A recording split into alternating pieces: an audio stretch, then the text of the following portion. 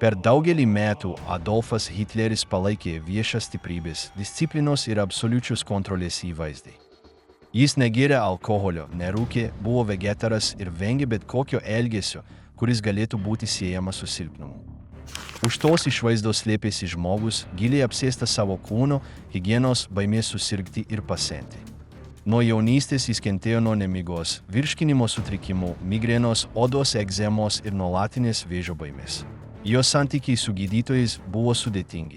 Jis nepasitikėjo, tačiau buvo priklausomas nuo nuolatinių gydymo procedūrų.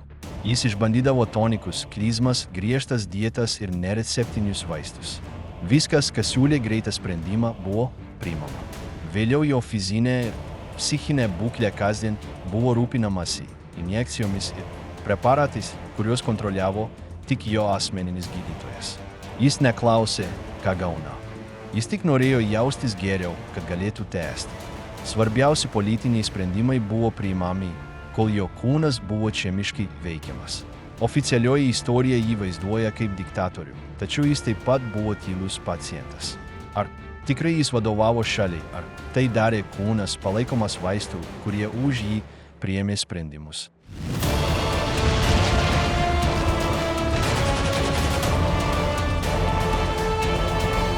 Morelis – žmogus, kuris apdovanoja labiausiai baiminamą praeito amžiaus diktatorių. Nuo pat pirmo momento, kai Morelis pasirodo netoli Hitlerio, jo figūra sukelia pasipriešinimą tarp kelių Führerio aplinkos žmonių. Storulis su nuvargusiu veidu, visada prilipęs prie lyderio ir skleidžiantis stiprų kvapą, jis negalėjo likti nepastebėtas. Didieji Hitlerio biografai vos įmini. Festas jį pamini vieną kartą, Maftanas niekada, o Bolockas tik kelis kartus. Net Speeris jį cituoja retai. Daugeliui tas tipas su chalatu tiesiog ten buvo dėl rutinos. Bet sovietų slaptosios tarnybos jį stebėjo nuo pat pradžių. Stalino užsakytuose pranešimuose Morelio vardas pasirodė daugiau nei 40 kartų. Jie kažką žinojo. Visada tai būdavo tie, kurie vadovauja, galiausiai priklausydavo nuo savo gydytojų. Taip nutiko Hitleriui su Moreliu lygiai taip pat kaip Churchillui, Mussoliniui, Stalinui ar Mao su savaisiais. Iš pradžių Hitleris nenoriai pasidavė medikų rankoms. Jo šeimos gydytojas Karlas Brandtas kelis kartus bandė jį įtikinti atlikti tyrimus, bet nesėkmingai. Jis sakė, kad jei tauta jį matys ligotą, jo įvaizdis nukentės. Jis net nesutiko, kad jį tikrintų slapta. Hitleris sakė, kad jis gerai save pažįsta ir gali pats save kontroliuoti. Vienas epizodas viską pakeitė. Hitleris pradėjo prarasti balsą ir manė, kad jam gerklės vėžys. Iškvietė otolaringologą Karlą Otą von Eicheną. Jis apžiūrėjo Führerį ir rado tik nereikšmingą mazgelį. Jis pašalino į jo rezidencijoje ir baimė dingo. Tačiau durys naujiems patikrinimams liko atviros. 1936 metais Hitlerio fotografas Heinrichas Hoffmanas susirgo gonorėja, kurią jam išgydė tam tikras Teodoras Morelis. Jis davė jam sulfamidų, atvežtų iš Budapešto ir jam pasisekė. Nuo tada Hoffmanas apie jį kalbėjo vien tik gerai. Sakė, kad jis išgelbėjo jam gyvybę. Hitleris girdėjo tas istorijas. Netrukus jis iškvietė Morelį išsamiam patikrinimui. Papasakojo jam apie skrandžio skausmus, egzemas ant kojų, nuolatinį nuovargį. Morelis jam paskyrė vitaminų, hormonų ir gliukozės injekcijas. Sakė, kad jam reikės 1 metų gydymo kasdien stebint. Hitleris pasijuto suprastas ir rūpinamasi jo kaip niekada. Nuo to momento jis nusprendė, kad Morelis bus jo patikimas gydytojas. Jis jam sumokėjo gerą sumą pinigų, o Morelis nusipirko elegantišką namą Berlyne. Gydymas suveikė greitai. Egzemos pagerėjo, skrandis nustojo varginti ir jis pradėjo geriau valgyti. Priaugo svorio ir turėjo daugiau energijos. Tie, kurie jį matė, sakė, kad jis grįžo į gyvenimą. Morelis tuo tarpu tapo jo šešėliu. Kur buvo Hitleris, ten buvo ir jis. Gringo duota pravardė viską pasakė. Injekcijų karalius. Kiekvieną kartą, kai atsirasdavo koks nors negalavimas, Morelis ištraukdavo švirkštą. Ne visiems tai patiko, bet Führeris jo pasitikėjo. Mišinys, kurį Morelis ruošė, buvo slaptas. Tik jis žinojo, kas yra kiekviename buteliuke. Jis naudojo žarnyno bakterijas, kurios, jo teigimu, buvo gautos iš specialių Bulgarijos ūkininko kultūrų. Jis taip pat dėjo tabletės, kapsulės, sirupus, viską per daug neaiškindamas. Reicho gydytojai pradėjo jo nepasitikėti. Karlas Brandas, kuris anksčiau buvo atsakingas už Hitlerio sveikatą, sakė, kad Morelio veiksmai buvo pavojingi. Jie nežinojo, ar jis buvo šarlatanas ar tiesiog neapdairus. Kai kurie manė, kad jis norėjo padaryti jį priklausomu. Priešiškumas kitiems aukštiems pareigūnams buvo akivaizdus. Gringas iš jo garsiai tyčiojosi. Jis jį vadino ponų adatomis ir juokdavosi kiekvieną kartą, kai matydavo jį ištraukiant į savo portfelį. Bet Hitleriui tai nerūpėjo. Jis sakė, kad niekas jam taip nepadėjo kaip Morelis. Jis jautė jį beveik kaip savo gelbėtoją. Viešai jis tvirtai gynė savo gydytoją. Už šios ištikimybės slypėjo ir vis didesnė priklausomybė nuo jo gydymo. Trečiojo dešimtmečio pabaigoje Morelis jau buvo įsitraukęs į nacių rato centrą. Jis taip pat rūpinosi Goebbelsu, Spėriu, Heidrichu ir net užsienio lankytojais. Būtent jis atgaivino Čekijos prezidentą Emilį Hafą, kai šis nualpo po Hitlerio spaudimo. Jo reputacija augo. Tačiau jo metodas buvo vis labiau ginčiamas. Nepaisant to, niekas nedrįso tiesiogiai ginčyti su Führeriu. Morelis gimė 1886 metais Žesene. Jis kilęs iš kuklios šeimos, tačiau gerai išsilavino. Mediciną studijavo Paryžiuje, o vėliau Miunchene. Buvo laivyno gydytojas, daug keliavo ir gydė visų rūšių ligas. Labai diskretiškai gydė venerinės ligas, kas jam pelnė įtakingų klientų. Pirmojo pasaulinio karo metu buvo karo gydytojas. Po to jis atidarė savo praktiką Berlyne ir laikui bėgant apsupo save galingais žmonėmis. Jo darbo būdas buvo neįprastas. Jis nerašė receptų, o viską taikė tiesiogiai. Jis pats ruošė savo junginius. Turėjo akcijų farmacijos įmonėse, pavyzdžiui toje, kuri gamino Ultraseptil. Kai kurie sakė, kad todėl jis jį taip dažnai naudojo. Jis taip pat taikė klizmą su žolelėmis, darė gaubtinės žarnos valymus ir naudojo gyvūnų liaukų ekstraktus. Visa tai buvo įprasta to meto Vokietijos medicinoje, tačiau vis tiek jo reputacija buvo abejotina. Kai Hitleris pasirinko jį savo asmeniniu gydytoju, Morelis žinojo, kad jo rankose yra galingiausias žmogus šalyje. Nuo 1936 metų jis jo nepaleido. Jis jam leido injekcijas beveik kasdien ir matė jį visur – Berghofe, kanceliarija, Vilkovolyje. Visą laiką. Ir kuo daugiau jis jam duodavo, tuo labiau jam reikėjo. Tai, kas prasidėjo kaip vienkartinis gydymas, tapo kasdienė rutina. Hitleris perėjo nuo pasitikėjimo jo iki negalėjimo be jo funkcionuoti. Tai buvo santykio, trukusio iki pat pabaigos pagrindas. Taip gyveno diktatorius, labiausiai apsėstas savo sveikatos. Nuo jaunystės Hitleris nuolat rūpinosi savo sveikatą. Jis bijojo mirti jaunas kaip jo tėvas ir manė, kad jam gali išsivystyti vėžys ar kokia nors kita sunki liga. Jis visada kalbėdavo apie pilvo dieglius, kuriuos kentė vaikystėje, su viduriavimo ir vidurių užkietėjimo epizodais. Šios negalavimus jis siejo su nervingumu ir sakė, kad jie pasireiškia dažniau, kai aplinkoje tvyro įtampa. Šis požiūris į kūną kaip į emocinį termometrą lydėjo jį visą gyvenimą. Jis taip pat nuo jaunystės kentėjo nuo nemigos. Jis pabusdavo vidurį nakties ir negalėdavo vėl užmigti. Laikui bėgant, jis pradėjo bandyti natūralias priemones, tokias kaip žolelių arbatos ar tabletės, kurias gaudavo vaistinėse be recepto. Jis niekada nieko nevartojo prieš tai, nepasidomėjęs. Turėjo knygų apie augalus, alternatyvią mediciną ir sveikatos žurnalus. Jis daug gydėsi pats, dar prieš susitikdamas su Moreliu. Kitas ilgus metus įkamavęs negalavimas buvo egzema ant kojų. Bėrimai, nuolatinis niežulys, suskilinėjusi oda. Jis naudojo tvarsčius, kremus ir locionus. Jis skundėsi, kad tai jį išsekina. Kad nuramintų, prašydavo šiltų vonių su specialiais muilais. Kartais jis tiesiog valandas mirkdavo. Jam patiko šiluma kojoms ir jis turėjo specialias kojines, kurias nešiojo net vasarą. Valgė mažai ir prastai. Vengė mėsos, sakė, kad dėl principų, bet ir todėl, kad ji jam netikdavo. Jo mytyba daugiausia susidėjo iš virtų daržovių, košių, baltojo ryžių, arbatos ir sausų sausainių. Jis sakė, kad mėsą jį pūsdavo ir sukeldavo dujas. Jo virėja Konstanze Manzerli ruošė paprastus patiekalus. Jis nenorėjo stiprių kvapų ar padažų. Kiekvieną kartą, kai jam kas nors netikdavo, jis kelias dienas nevalgydavo. Jis negalėjo pakęsti tabako dūmų. Negėrė alkoholio. Jis turėjo beveik maniakišką kasdienę valymo rutiną. Jis prausdavosi kelis kartus per dieną, dažnai keisdavo apatinius ir reikalavo, kad viskas būtų švaru. Jis atmetė stiprius kvepalus ir dezodorantus. Jam patiko neutralus kvapas, be nieko, kas jį erzintų. Ypatingai pamišęs buvo dėl burnos kvapo. Jis visada turėjo mėtų pastilių. Savo susitikimuose, jei kas nors kosėdavo ar atrodė peršalęs, jis liepdavo išeiti. Jis negalėjo pakęsti kraujo, žaizdų ar nieko, kas neatitiko normos. Jis manė, kad mikrobai yra visur. Jis laikė langus uždarytus, bet reikalavo, kad kambariai būtų vėdinami, kai jo nebūdavo.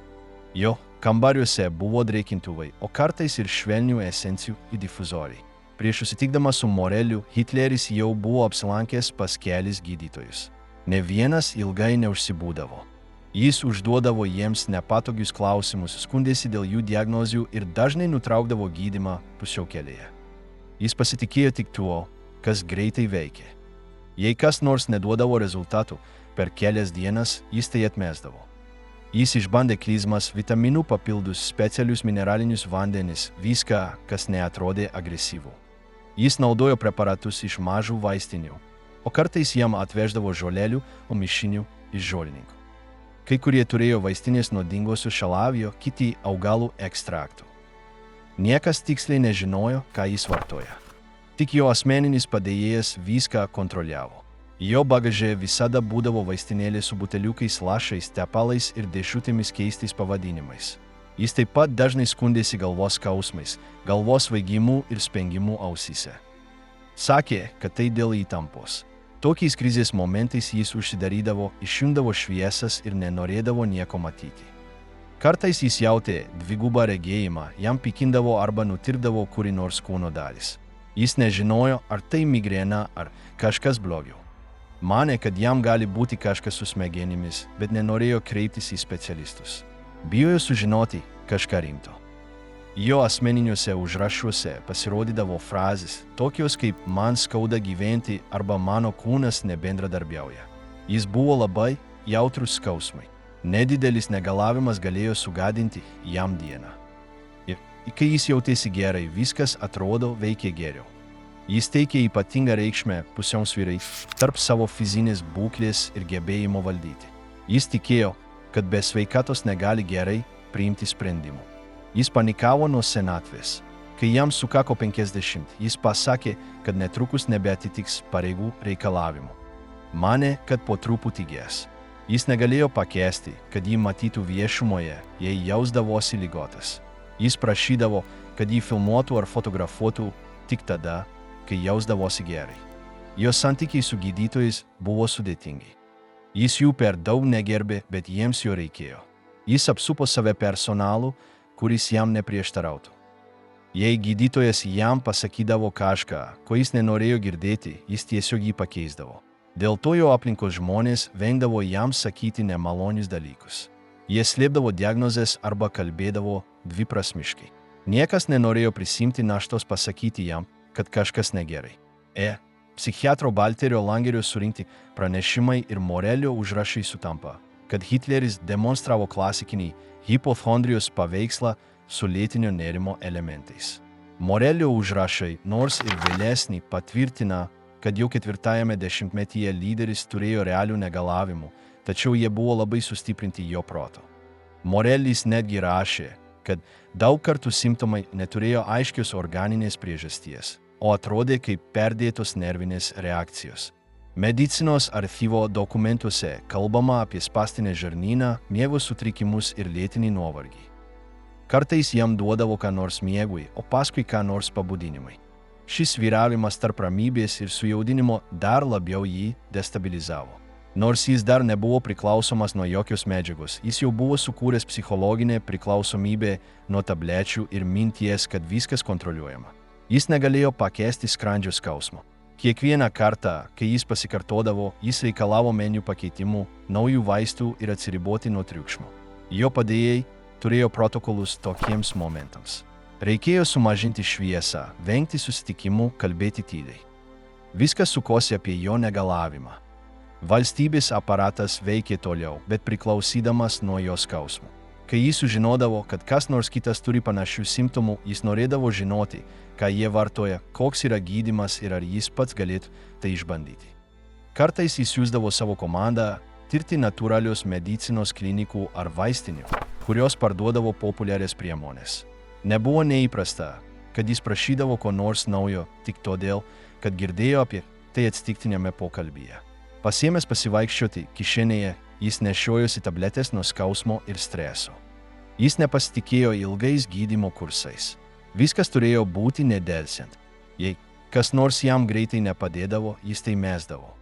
Šis poreikis gauti momentinius sprendimus apibrėžė jo santykius su medicina. Jis dar nebuvo visiškai Morelio kontroliuojamas, bet kelias jau buvo paruoštas. Jo požiūris į kūną, nuolatinė baimė susirgti, poreikis viską kontroliuoti iš vidaus lėmė, kad jo profilis buvo idealus, kad kas nors, pavyzdžiui, Morelis perimtų vadeles. Tai reikėjo, kad tas susitikimas įvyktų ir viskas pasikeitė. Kasdien jo rutina prasidėdavo greita fizinės būklės apžiūra. Jis liesdavo pilvą, tikrindavo liežuvį veidrodyje ir klausdavo savo padėjėjo apie savo išvaizdą. Jei pastebėdavo, kad kas nors į jį keistai žiūri, jis interpretuodavo, kad jam kažkas matosi. Jei turėdavo paakius, nutraukdavo susitikimus. Jei atrodydavo gerai, sutikdavo būti filmuojamas.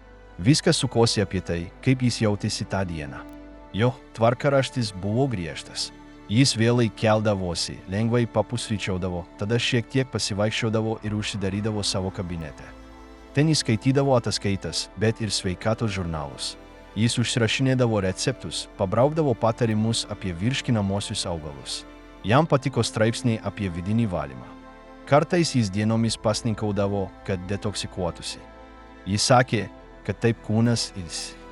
Jis įsakė įrengti specialius vonios kambarius visose savo rezidencijose. Maišytuvai turėjo būti puikiai sureguliuoti. Vanduo turėjo būti tiksliai nustatytos temperatūros. Jei jis netekėdavo taip, kaip norėjo, jis susinervindavo. Muilas turėjo būti neutralus, be kvapo. Jis netoleravo nieko kvepiančio. Rankšluostis visada baltas, minkštas, sulankstytas į 3 dalis. Tai buvo jo būdas kontroliuoti tai, ką jis galėjo. Gyvūnai jam taip pat darydavo įtaką. Jei vienas iš jo šunų sirgdavo, jis prašydavo veterinaro jį apžiūrėti priešais jį. Jis norėdavo žinoti, ar tai užkrečiama. Jis vengė glostyti sergančius gyvūnus. Jei pareigūnas nusičiaudėdavo šalia, jį išvesdavo iš kambario. Jei kas nors sakydavo, kad serga gripu, jis jo nematydavo savaitėmis. Jis bijojo užsikrėtimo kaip tiesioginės grėsmės. Toks elgesys nebuvo slepiamas. Jo padėjėjai tai žinojo ir priėmė. Jie turėjo vaistų, dietų, kvėpavimo pratimų sąrašus. Viskas turėjo būti po ranka. Jei jam svaigdavo galva, turėjo būti kėdė šalia. Jei jam skaudėdavo galva, tabletė. Jei jis būdavo irzlus, planai būdavo keičiami. Jis valdė ir savo kūną, bet iš obsesijos. Tai buvo puikiai preliudija Morelio atėjimui ir viskam, kas įvyko vėliau. Žeminė formulė slypinti už nacių galios. Nuo tada, kai Morelis tapo nuolatiniu jo gydytoju, Hitleris pradėjo nuolatinį gydymą, kuriame vis daugiau buvo vartojama įvairių medžiagų. Nuo 1936 metų injekcijos buvo jo kasdienybės dalis. Pirmiausia, tai buvo vitaminai, paskui tonikai, o netrukus į sudėtį pradėta įtraukti ir kitų dalykų. Morelis jam leido injekcijas per daug neaiškindamas. Hitleris juo aklai pasitikėjo. Jam pakako jaustis geriau, nors jis ir nežinojo kodėl.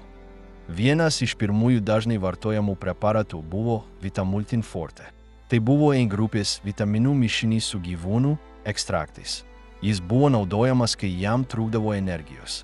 Taip pat jis vartojo Mutaflor produktą pagrįstą žarnyno bakterijomis, kurios, pasak Morelio, buvo gautos iš Bulgarijos ūkininkų. Jis sakė, kad tai subalansuoja florą ir padeda žarnynai. Tiesą sakant, tai darė jį priklausomą. Per kelis mėnesius Morelis pradėjo vartoti stipresnės medžiagas. gliukozė energijai pakelti, hormonai kūno stiprinimui, net mišiniai su kokainu nosies ir gerklės problemoms palengvinti. Kiekvienas produktas buvo naudojamas, prisidengiant tam tikro negalavimo gydymu, tačiau visų jų suma sukūrė nuolatinį kokteilį jo organizme. Tiesioginis poveikis buvo aiškus, Hitleris jautėsi geriau.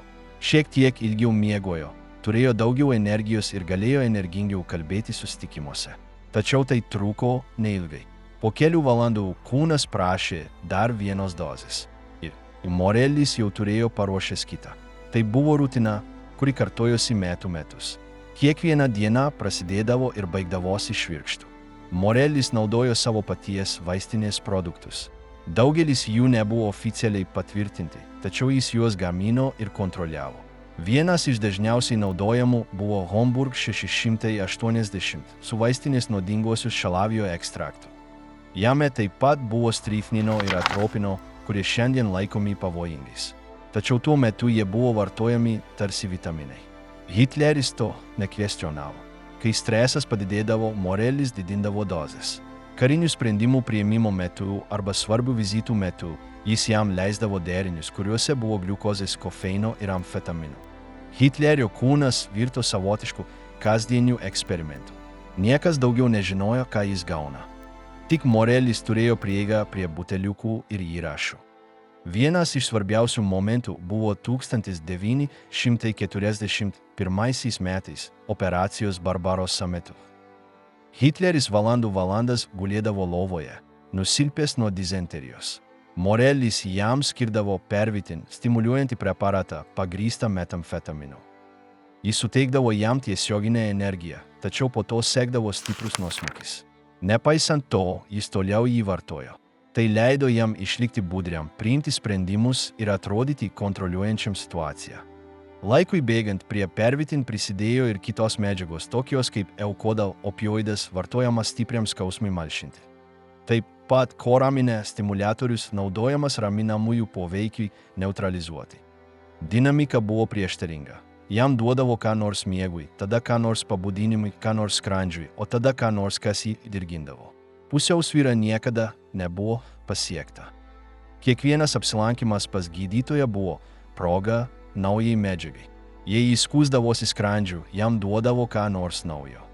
Jei jis kentėjo nuo nemigos, kitas junginys. Jei jis jausdavo silpnumą, dar vieną injekciją. Hitlerio kūnas veikė kaip nuolat besireguliuojanti sistema. Ir Morelis turėjo laisvę daryti tai, ką norėjo. Hitlerio padėjėjai pastebėjo pokyčius. Kartais jis būdavo irzlus, kitais kartais pagreitėjęs. Būdavo dienų, kai jis negalėjo atsistoti, ir kitų, kai jis be perstojo kalbėdavo. Niekas nežinojo, kokią medžiagą jis vartojo kiekvieną dieną. Net jis pats to nežinojo. Tik Morelis tai buvo užsirašęs užrašuose, kuriuos visada nešiojosi su savimi. Svarbiuose susitikimuose Morelis pasirodydavo su savo portfeliu. Jei Hitleris buvo išblyškęs, jis jam ką nors suleisdavo. Jei jis drebėdavo, dar kažką. Lyderio sprendimai dažnai buvo susiję su tais ankstesniais dūriais. Kai kurie pranešimai teigia, kad prieš pasirašydamas tam tikrus svarbius dokumentus jis buvo gavęs stimuliatorių derinį. Tai nebuvo atsitiktinumas. Morelis reguliavo Führerio nuotaiką injekcijomis. Narkotikų mišinys paveikė suvokimą. Hitleris kartais nemiegodavo dienomis. Paskui kitas dienas jis negalėdavo pakilti. Jo kūnas patekdavo į hiperaktyvumo ir išsekimo ciklus. Ir kiekvienas naujas simptomas buvo gydomas daugiau vaistų. Nebuvo pertraukos. Ritmas visada buvo tas pats – veiksmas, kritimas, kompensacija. Medicininiuose dokumentuose buvo rasta daugiau nei 70 skirtingų medžiagų sąrašų. Vitaminai, hormonai, analgetikai, antispazminiai, raminamieji, vidurius laisvinantys stimuliatoriai, antibiotikai. Visa tai kiekvieną savaitę patekdavo į jo kūną. Joks kitas lyderis negavo nieko panašaus. Tik Hitleris turėjo tokį kasdienį ir slaptą gydymą. Morelis niekada to neaptarinėjo su kitais gydytojais. Jis neprašė antrų nuomonių. Jis viską darė pats. Jei kas nors paklausdavo, jis sakydavo, kad viskas kontroliuojama. Bet net jis pats nebuvo tikras dėl tiek daug mišinių poveikio. Kai kurios medžiagos sąveikavo tarpusavyje. Kitos sukeldavo priešingą poveikį. Hitlerio kūnas buvo nuolatinė cheminė bomba. Svarbiausia buvo tai, kad pats Hitleris tiksliai nežinojo, ką gauna. Jis aklai pasitikėjo Moreliu. Jis niekada neprašė produktų pavadinimų. Jei jam kas nors skaudėdavo, jis tiesiog pasakydavo pakvieskite Morelį. O kai jausdavosi gerai, tai priskirdavo gydymai. Ši priklausomybė tapo visiška. Jis nebespręsdavo sprendimų prieš tai nepraėjęs pro švirkštą. Taip veikė sistema. Kariaujantis diktatorius vedamas kasdienių dozių, kurios jį palaikė aktyvių, bet vis labiau nutolęs nuo savo natūralios būsenos. Kūnas atlaikė, bet protas jau buvo įstrigęs tame cheminėje grandinėje, kurią Morelis visiškai kontroliavo. Pervitinas – piliulė išvariusi iš proto Hitlerį ir jo armiją. Prieš Hitleriui tampant visiškai priklausomu, Vokietija jau išgyveno cheminę karštlygę. Gatvėse, vaistinėse ir kareivinėse pervitinas buvo parduodamas be recepto. Tai buvo metamfetaminas tabletėmis. Jį vartojo namų šeimininkais, kad turėtų daugiau energijos, studentai, kad galėtų nemiegoti naktimis ir ypač kariai. Trečiasis Reichas pavertė šį narkotiką dar vienu karo įrankiu. Kompanija Temmler buvo atsakinga už jo gamybą. Per trumpą laiką ji padidino gamybą nuo 1000 iki milijonų vienetų. Vyriausiosios karinės vadovybės ataskaitose buvo teigiama, kad kariai vartojantys pervitiną ilgiau išlikdavo budrus, daugiau eidavo ir prarado baimę. Tai įtikino generolus, kad tai buvo taktinis pranašumas. Tokiose kampanijose kaip Prancūzijos ar Lenkijos invazija buvo išdalintos tonos. Pati kariuomenė sukūrė logistikos planus, kaip ją platinti frontuose. Tabletės buvo tiekiamos dėžutėse, kurias lengva nešiotis uniformoje. Jas vartojo ne tik kovotojai, taip pat mechanikai, vairuotojai, gydytojai. Visas karo mechanizmas veikė paveiktas cheminių medžiagų. Hitleris, kuris iš pradžių kritikavo narkotikų vartojimą, galiausiai sutiko su pervitinu. Pirmiausia mažomis dozėmis, paskui vis daugiau. Jis buvo duodamas kartu su kitomis medžiagomis. Kartais kaip stimuliatorius, kitais kartais kaip pagalba jį pakelti iš lovos. Jis niekada neklausė, kas tai. Pasitikėjo Moreliu, prašė tik rezultatų. Poveikis buvo beveik tiesioginis. Pakildavo nuotaika, išnykdavo nuovargis, grįždavo aiškumas. Tačiau pasireikšdavo ir šalutiniai poveikiai – nerimas, nemiga, širdies plakimas. Kai tai atsitikdavo, Morelis duodavo ką nors, kad tai nuramintų. Ciklas kartojosi – vienas narkotikas funkcionuoti, kitas nuraminti, dar vienas miegoti. Ir kitą dieną tas pats. Mediciniuose įrašuose aiškiai matyti – pervitino vartojimas Hitleriui nebuvo pavienis atvejis. Jis jį reguliariai vartojo nuo 1940 metų. Kai kuriomis dienomis net kelis kartus. Kartais tabletėmis, kitais kartais injekcijomis. Dozė skiriasi priklausomai nuo fizinės būklės tuo metu. Ir Morelis viską nuspręsdavo niekam nepasitaręs. Nerimą kėlė tai, kad Hitleris nebuvo vienintelis. Aukšto rango pareigūnai taip pat jį gaudavo. Goebbelsas, Himmleris, Speeras. Kai kurie prašė tiesiogiai Morelio. Kiti gaudavo dėžėmis siųstomis iš Berlyno. Tai tapo įprasta galios rutinos dalimi. Niekas atvirai apie tai nekalbėjo, bet visi žinojo. Po Stalingrado mūšio pervitino paskirstimas išaugo. Moralinė būklė buvo prasta, o nuovargis visuotinis. Temmler pasiekė 900 000 dozių per dieną gamybą.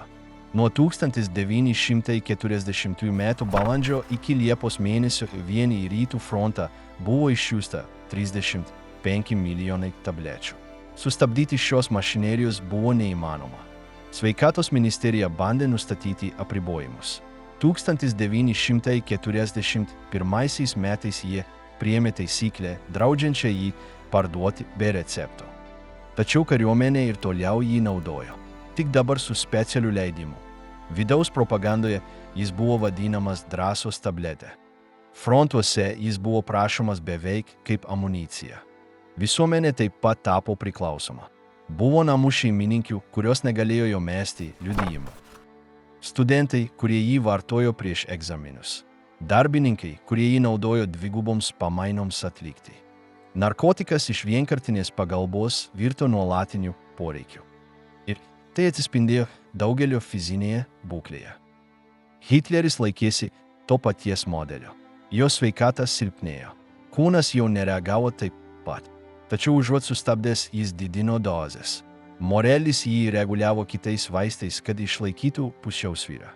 Rezultatas buvo nestabilus, bet trumpuoju laikotarpiu funkcionalus mišinys. Kiekvieną kartą, kai Führeris atrodė išsekęs, pasirodydavo Morelis su savo portfeliu. Metamfetaminas tapo dar vienu karo ingredientu. Apie jį nebuvo kalbama oficialiuose pranešimuose, tačiau jis buvo kiekviename sprendime, kiekviename žygyje, kiekvienoje kalboje. Hitleriui tai buvo jo asmeninės rutinos dalis. Be jo, daugelį dienų jis net negalėjo pakilti iš lovos. Mirtinas kokteilis palaikęs Führerį ant kojų. Be pervitino, Hitleris taip pat pradėjo gauti kitų, lygiai taip pat stiprių medžiagų. Viena iš jų buvo kokainas, kurį Morelis vartojo nosies lašų pavidalu. Jis sakė, kad tai palengvina jam nosies užgulimą ir sinusų problemas, tačiau tai taip pat padėjo jam išvalyti protą. Šie lašai iš pradžių retkarčiais vartojami tapo dažni. Tai nebuvo paprasti lašai. Juose buvo kokaino sumaišyto su adrenalinu. Poveikis buvo greitas. Hitleris pajuto greitą palengvėjimą, kalbėjo aiškiau ir mažiau vargo kvėpuodamas. Problema buvo ta, kad po kelių valandų simptomai grįždavo, bet intensyvesni. Morelis tai išspręsdavo dar vieną dozę. Taip rutina, kuri prasidėjo kaip vienkartinis dalykas, tapo jo kasdienybės dalimi. Kokainas tuo metu buvo vartojamas medicinoje, tačiau labiau kontroliuojamomis dozėmis. Hitlerio atveju nebuvo išorinės priežiūros. Viskas ėjo per Morelio rankas. Kiekiai nebuvo registruojami nei tikslus dažnumas. Tik bendri užrašai liko gydytojo užrašuose. Priklausomybė buvo akivaizdi. Jei jam neduodavo lašų, jis suirzdavo, prarado kantrybę ir nenorėjo su nieko kalbėti. Kitas svarbus vaistas buvo eukodalas, opioidas išvestas iš oksikodono. Jis buvo naudojamas esant stipriam skausmui, pavyzdžiui skrandžio skausmams, kuriuos Hitleris kentėjo metus. Tai buvo priklausomybė sukelianti medžiaga, tačiau Morelis ją vartojo kaip įprasto mišinio dalį. Kai Führeris skųsdavosi negalavimais, eukodalas pasirodydavo kaip greitas sprendimas. Eukodalo, kokaino ir metamfetaminų derinys sukeldavo vadinamą įspėjatbal efektą, stimuliatorių ir depresantų mišinį. Tai sukurdavo stiprų pakilimą, o po to tokį pat intensyvų kritimą. Hitleris patekdavo į euforijos ir išsekimo ciklus. Kartais jis būdavo hiperaktyvus, pagreitėjęs be perstojo kalbėdamas. Kitais kartais visą dieną nepakildavo iš lovos. Morelis jam leisdavo injekcijas priklausomai nuo to, ką matė tuo metu. Jei Hitlerį skaudėjo eukodalą, jei jis buvo prislėgtas pervitiną, jei jam buvo užgulta nosis kokaino lašus ir jei niekas nepadėdavo, jis duodavo jam koraminą, stimuliatorių, skirtą pakelti pacientus iš kolapso būsenos. Taip jis kasdien reguliavo savo kūną, tarsi tai būtų sugedusi mašina. Kartais mišinys nepavykdavo. Hitleris prakaituodavo, jam drebėdavo, daužėsi širdis. Jis naktį blaškėsi ir negalėjo užmigti. Tada Morelis jam duodavo bromidų ar barbitūratų. Taip jis sumažindavo apsukas, bet tada jam reikėjo ko nors, kad jį pažadintų.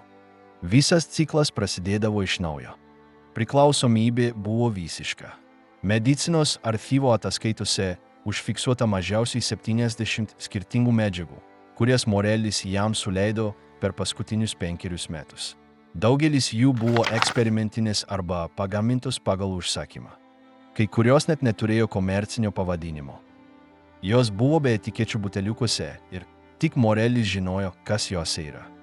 Taip pat buvo gyvūnų liaukų ekstraktų, tonikų alkoholio pagrindų ir preparatų su tokiais ingredientais kaip vaistinė nuodingoji šalavijas, kofeinas, strichninas ar atropinas. Jos buvo naudojamos nervų sistemai raminti, širdžiai stimuliuoti ar virškinimui gerinti. Tačiau susimaišiusios tarpusavyje jos sukurdavo nenuspėjamą poveikį. Morelis niekada jam nepranešė apie riziką. Hitleris tikėjo, kad viskas yra įprasta medicina. Jis niekada neprašė antros nuomonės ir neleido kitiems gydytojams peržiūrėti gydymo. Kai kas nors išreikšdavo abejonės, tema būdavo nutraukiama. Niekas jo aplinkoje nedrįso kvestionuoti Morelio. Jis turėjo tiesioginę prieigą prie diktatoriaus kūno be jokių filtrų. Bėgant metams, kasdienių injekcijų skaičius didėjo. Iš pradžių tai buvo 1 ar 2. Vėliau pasiekė 6 ar daugiau. Kai kurios pabudinimui, kitos skausmui malšinti, o kitos tiesiog stabilumui palaikyti. Kiekviena dozė šiek tiek atitolindavo jį nuo natūralios būsenos. Hitleris, kuris kalbėjo kalbose, be savo čeminės rutinos jau nebebuvo tas pats. Šis jo gyvenimo skyrius nebuvo atspindėtas oficialiuose pranešimuose, tačiau buvo atskleistas gydytojo užrašuose ir sąjungininkų ataskaitose. Tai, kas atrodė kaip medicininis gydymas, iš tikrųjų buvo priklausomybė, vadovaujama poreikio išlikti darbingam. Kokaino, eukodalo ir stimuliatorių mišinys sudarė kasdienį kokteilį, kuris palaikė Führerį, kovojantį su fiziniu ir protiniu išsekimu.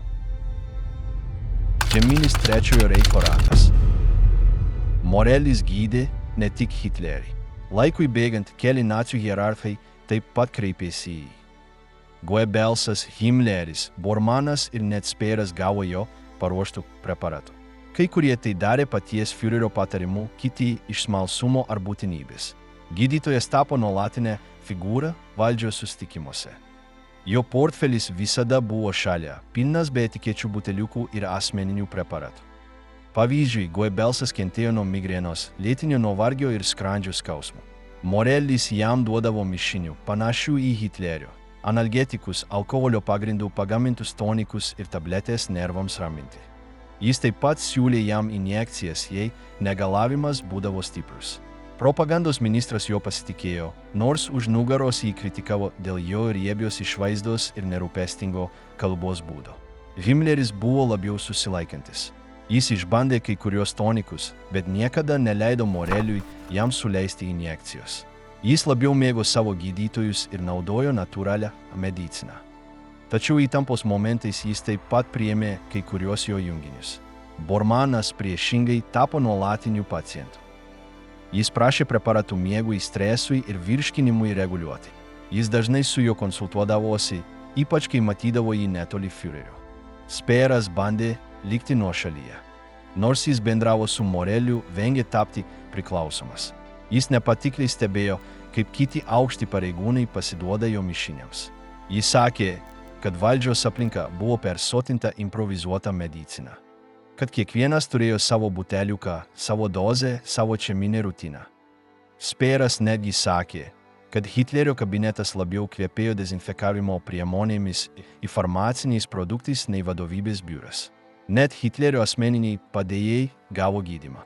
Kai kurie dėl realių negalavimų, kiti tiesiog norėdami nelikti už rato. Morelio gydymas tapo būdu parodyti artumą lyderiui. Tai reiškia prieigą, pasitikėjimą ir lojalumą. Taigi, gydytojas išplėtė savo įtaką už medicinos ribų. Jis dalyvavo susitikimuose, pietuose, kelionėse. Morelis taip pat gydė užsienio lankytojus. Kai Čekijos prezidentas Emilis Eithha nualpo po susitikimo su Hitleriu, būtent jis jį atgaivino. Jis jam suleido koraminą ir kitus junginius ir jį atgaivino per kelias minutės. Šis gestas sustiprino jo reputaciją. Buvo sakoma, kad jis gali pakelti bet ką vieną injekciją. Kai kurie jį pradėjo vadinti atgaivintoju. Jo šlovė peržengė sienas. Sąjungininkų ataskaitose jis buvo minimas kaip režimo gydytojas. Ne dėl savo patirties, o dėl tiesioginio prieimo prie Hitlerio kūno. Jis kontroliavo jo fizinę būklę, energiją, gebėjimą priimti sprendimus. Jo rankose buvo Reicho valdymo mechanizmas ir tai padarė jį pagrindiniu, nors ir neturėjo karinio laipsnio. Jo medicininė etika buvo abejotina. Jis pats ruošė savo produktus be išorinės kontrolės. Jis nesilaikė protokolų, neinformavo kitų kolegų ir nepriėmė kritikos. Jis turėjo investicijų farmacijos įmonėse, pavyzdžiui toje, kuri gamino Ultraseptil. Jis naudojo produktus, kuriuose turėjo ekonominių interesų. Jo gydymas nebuvo pagrįstas aiškiais medicininiais įrodymais, o bandymais ir klaidomis. Jei kas nors neveikė, jis bandė ką nors kitą.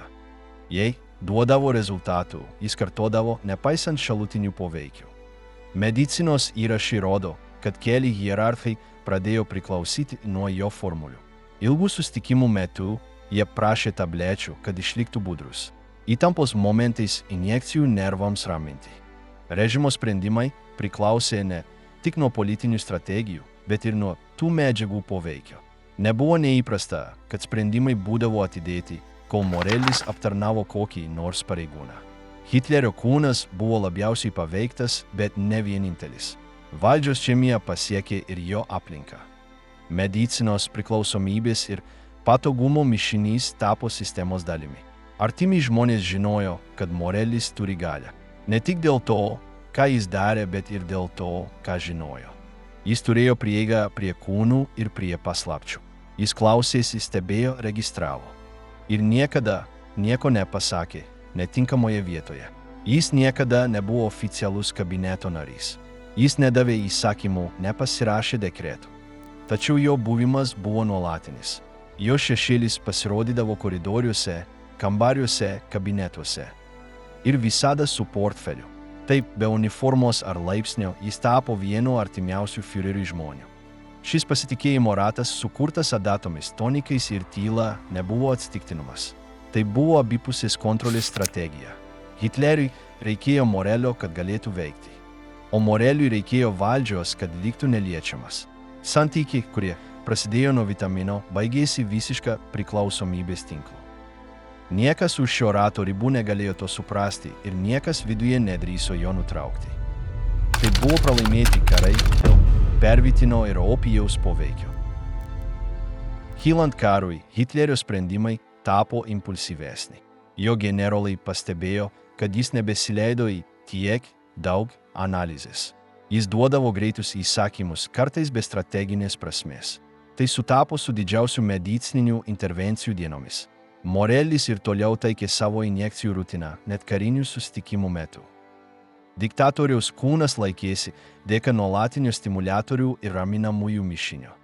Kritinėse kampanijose, tokiuose kaip invazija į Sovietų sąjungą, narkotikų poveikis buvo labiau matomas.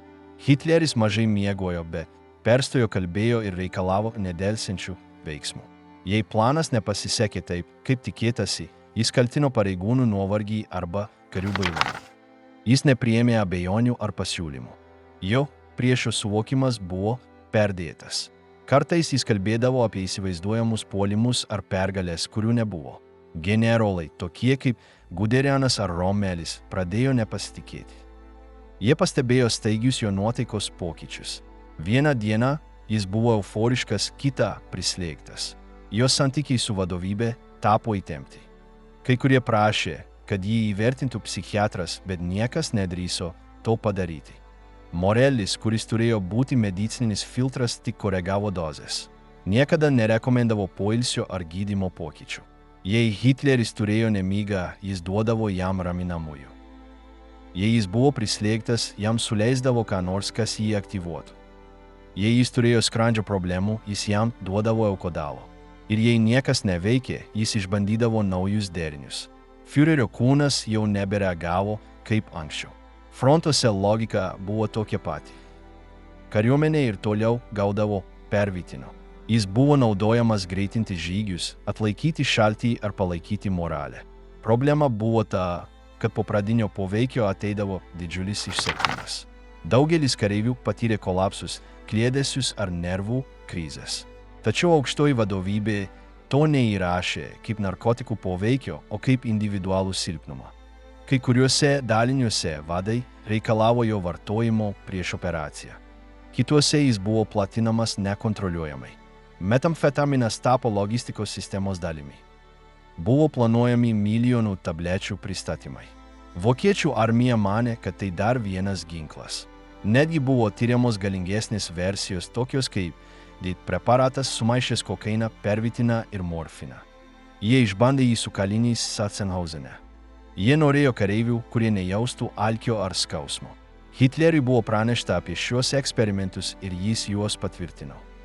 Idėja buvo sukurti nenuilstančius kovotojus, nors jie ir nebūtų visiškai sąmoningi, ką daro. Valdžios rate atmosfera taip pat keitėsi. Goebbelsas, Bormanas ir kiti gavo Morelio paruoštų preparatų. Kai kurie juos naudojo, kad išliktų blaivus. Kiti miegoti ar nuraminti nervus. Susitikimai tapo vis labiau chaotiški. Kartais jie trukdavo valandas be jokio rezultato. Kitais atvejais Hitleris be perstojo kalbėjo, o kiti linktelėjo nesuprasdami. 1944 metais, karui silpnėjant, Hitlerio kūnas vis labiau silpnėjo.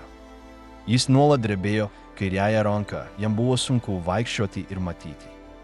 Morelis vis dar jį gydė, kaip visada, derindamas vaistus, kad palengvintų kiekvieną simptomą. Tačiau to jau neužteko. Führerio sprendimai tapo vis labiau chaotiški. Jis įsakė neįmanomus puolimus, atmetė logiškus atsitraukimus ir valandas izoliavosi. Pavyzdžiui, Ardenų mūšio metu jis ignoravo visas neigiamas ataskaitas. Jis tikėjo, kad jie vis dar gali pralaužti sąjungininkų linijas. Jis neklausė savo vadų. Jis labiau pasitikėjo savo jausmais nei duomenimis. Jis buvo įsitikinęs, kad vis dar gali laimėti, nors viskas rodė priešingai. Šis optimizmas kilo ne iš analizės, o iš klaidingo suvokimo, kurį maitino vaistai. Morelis padidino jam stimuliatorių dozes šiose euforijos fazėse. Kai nuotaika pablogėdavo, jis duodavo raminamųjų. Ciklas nesustojo. Kalbos taip pat pasikeitė. Jos tapo ilgesnės, netvarkingesnės, kupinos pasikartojimų. Tie, kurie jo klausėsi, pastebėjo, kad jo tonas jau nebebuvo tvirtas, o priverstinis. Kai kurie manė, kad jis serga. Kiti manė, kad jis išprotėjo. Bet dauguma žinojo, kad jis buvo kažko paveiktas. Jo žvilgsnis buvo sustingęs, jo balsas drebėjo, jo oda buvo blyški. Visa jo išvaizda rodė išsekimą. Net kūno kalba buvo kitokia. Jo judesiai buvo nerangus lėti. Kartais jis negalėjo kontroliuoti spazmų. Berlyno bunkerio įrašuose iki pat pabaigos buvo užfiksuoti nuolatiniai Morelio vizitai. Net paskutinėmis dienomis jis jam vis dar leido injekcijas. Kai jis jau nebegalėjo gerai vaikščioti, jam padėjo atsisėsti. Jis vis dar pasirašinėjo dokumentus, bet gerai nežinodamas, ką daro. Aplinkiniai elgėsi taip, tarsi viskas būtų normalu, nors žinojo, kad kolapsas neišvengiamas. Kai kurie pareigūnai skundėsi Führerio psichinę būklę. Jie norėjo nutraukti susitikimus, bet niekas to nepasakė garsiai. Caras buvo pralamidas ini tik museologos. Jis te pat subarejo galvoj. Prezidentoj kimini imediago. Narkotikai paviak ini tik jo kuna, bet ir jo jebajima suprasti, kas viksta. Morelis jo nikotinis sustapt. Jis tik palake g functionalu qua ilgio. Ir col resumes by rejo, I sepulius. Fires vis dar priklos nua kasdienas injekcijos, kad slikti ant koju. Tai baigėsi ciklas prasidėjęs beveik prieš 10 metų, paprasta vitaminų injekcija. Paskutinę savo gyvenimo savaitę Hitleris jau nevalgė. Miegojo su pertraukomis ir budėjo tik su stimuliatoriais. Jis vos galėjo kalbėti. Jis tyliai skaitė ataskaitas ir duodavo įsakymus, kurie nebuvo vykdomi. Berlynas buvo apsuptas. Niekas nesitikėjo išėjimo. Tačiau jis ir toliau gaudavo savo injekcijas. Savo vidinėme pasaulyje jis vis dar tikėjo, kad gali pasipriešinti. Išorėje viskas jau buvo prarasta. Hitlerio kūnas, 150 buteliukų, drebulys ir beprotybė. Po Trečiojo Reicho žlugimo pradėjo atsirasti dokumentai, kuriuose išsamiai aprašoma Hitlerio medicininė būklė. Dauguma jų buvo iš Morelio asmeninio archyvo, kuriame buvo saugomi klinikiniai užrašai, receptai ir kasdieniai stebėjimai. Taip pat buvo pridėtos sąjungininkų ataskaitos, pavyzdžiui, parengta kurioje Amerikos psichiatrai bandė atkurti jo psichologinį ir fizinį profilį. Visi sutiko su tuo pačiu. Hitleris buvo ne tik politinis ir karinis lyderis, bet ir chroniškas pacientas, dirbtinai palaikomas aktyvus. Kai sovietai įžengė į Berlyną, jie nerado Führerio kūno tinkamo išsamiai autopsijai atlikti. Remiantis paskutinių dienų liudijimais, Hitleris valandas miegojo, jo kvėpavimas buvo nereguliarus. Jis keldavosi tik pavalgyti ar pasirašyti dokumentų, visiškai jų nesuprasdamas. Morelis jau nebesirūpino jo. Jis buvo išvarytas iš bunkerio prieš kelias dienas. Kai kurie sako, kad tai buvo aplinkos spaudimas, kurį jau jo nebepasitikėjo. Kiti mano, kad tai buvo paties Hitlerio sprendimas, pamatęs, kad jo kūnas nebereaguoja. Morelio įrašai rodo, kad per paskutinius 6 mėnesius Hitleris nuolat gavo daugiau nei 30 skirtingų medžiagų. Kokteilyje buvo steroidų, morfino, metamfetaminų, barbituratų, koncentruotų vitaminų, bismuto druskų, liaukų ekstraktų, lytinių hormonų, nervų sistemos stimuliatorių ir raminamųjų. Kiekvieną dieną buvo skirtingas mišinys, pritaikytas pagal tuo metu pasireiškiančius simptomus. Kiekis niekada nebuvo mažinamas. Priešingai, kuo silpnesnis jis buvo, tuo daugiau jam buvo taikoma. Po karo dokumentus analizavo kelios medikų komandos. Viena iš išsamiausių buvo daktaro Leonardo Žestono, kuris peržiūrėjo Morelio bylas ir padarė išvadą, kad Hitleris demonstravo pažengusią čeminės priklausomybės stadiją. Jis taip pat turėjo Parkinsono lygos požymių, galbūt sukeltų ar pablogintų vaistų. Jo neurologinė būklė 1945 metais buvo nestabili. Jam pasireiškė drebulys, raumenų sustingimas, koordinacijos praradimas ir protinis lėtumas. Jis jau nebereagavo kaip anksčiau. Britų slaptosios tarnybos taip pat surinko ataskaitas. Kai kurie pareigūnai, kurie buvo paimti į nelaisvę, pareiškė, kad Hitleris patyrė dezorientacijos epizodus, užmirždavo vardus ir kartojo įsakymus to nesuprasdamas. Jie tai priskyrė stresui, tačiau sąjungininkų gydytojai matė ką kitą – fizinio pablogėjimo ir neurologinės žalos sukeltos ilgalaikio piktnaudžiavimo medžiagomis derinį. Labiausiai bijotas Europos diktatorius galiausiai tapo pacientu, kuris negalėjo išsilaikyti be čeminės pagalbos. Tų, kurie jį matė paskutinėmis dienomis, liudijimai sustiprina šią idėją. Jo išvaizda buvo sergančio senolio, susikūprinęs pilkšva oda, įdubusiomis akimis ir drebančiomis rankomis. Jis sunkiai vaikščiojo, jam reikėjo pagalbos, kad atsistotų ir kartais kalbėjo pats su savimi. Jis nereguliariai prausėsi, mažai valgė ir atmetė bet kokį emocinį kontaktą.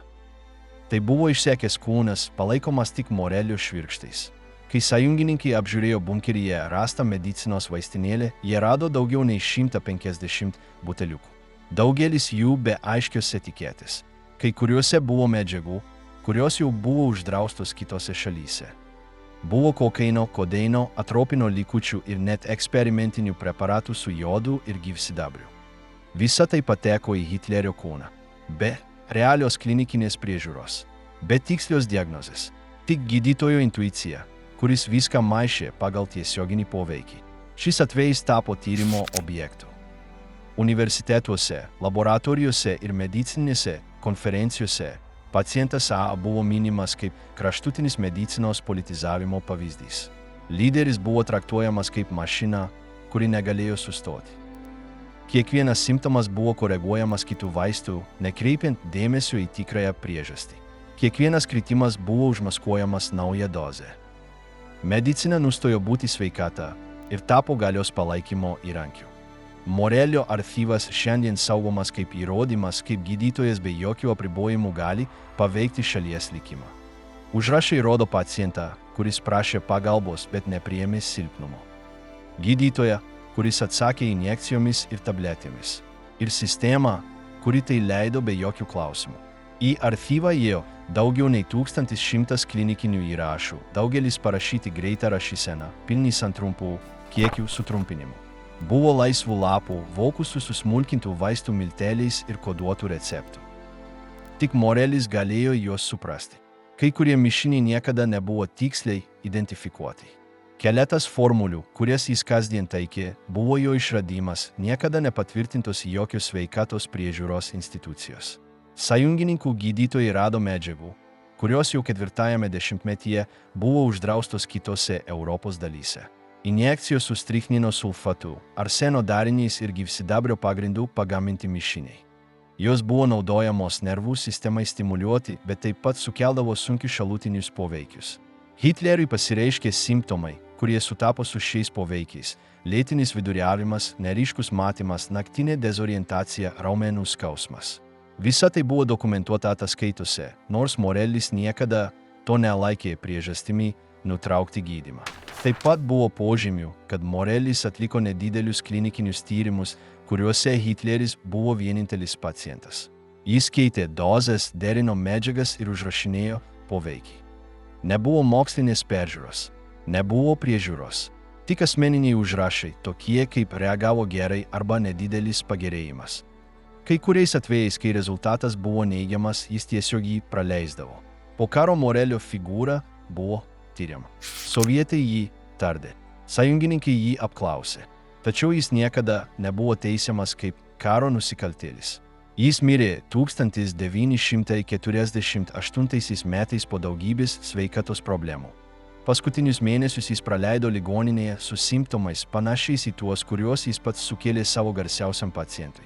Drebėjimas, sumišimas, silpnumas. Jis mirė nestojęs prieš teismą. Hitlerio medicininė istorija šiandien yra įspėjimas. Ne tik apie narkotikų vartojimą valdžioje, bet ir apie jį supantį tylą. Niekas nedrįso jam pasakyti, kad sustotų. Niekas nesustabdė Morelio.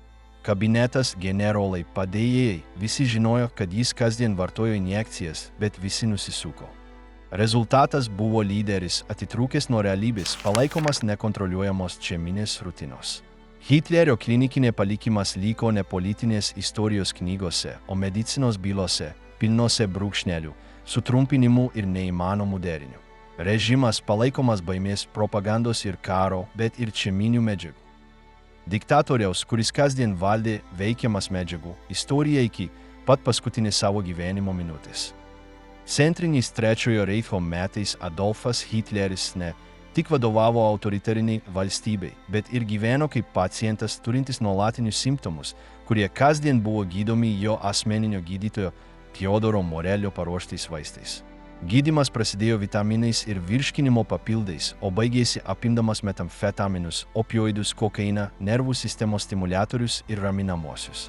Kiekvienas simptomas buvo gydomas skirtinga medžiaga.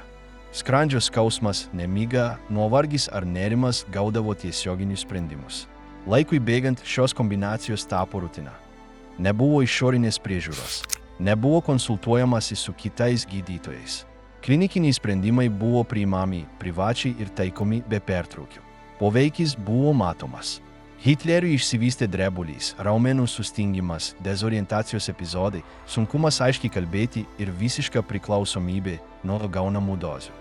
Svarbiausi politiniai ir kariniai sprendimai buvo priimti, kai jo kūnas kasdien buvo veikiamas nereguliuojamų preparatų.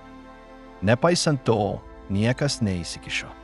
Aplinka žinojo, kad jis nuolat gaudavo injekcijas. Generolai, padėjėjai ir ministrai stebėjo jo fizinius ir nuotaikos pokyčius. Tačiau niekas nekvestionavo gydymo tęstinumo. Dozės buvo palaikomos iki pat paskutinių jo gyvenimo dienų, net kai jis jau negalėjo atsistoti pats ar visiškai suprasti dokumentų, kuriuos pasirašė. Morelio klinikinė byla patvirtino vartotų medžiagų skaičių ir tipą. Bunkeryje buvo rasta daugiau nei 150 buteliukų. Kai kuriuose buvo eksperimentinių produktų. Kiti jau buvo uždrausti kitose šalyse. Visi jie buvo vartojami be oficialios kontrolės. Hitlerio medicininė istorija rodo, kaip valstybės vadovas buvo dirbtinai palaikomas šeiminės sistemos. Jo kūnas buvo palaikomas ne dėl sveikatos, o dėl veikimo poreikio. Jis buvo traktuojamas kaip pacientas, kuris negalėjo sustoti. Režimo sprendimai taip pat priklausė nuo šios nematomos medicininės rutinos.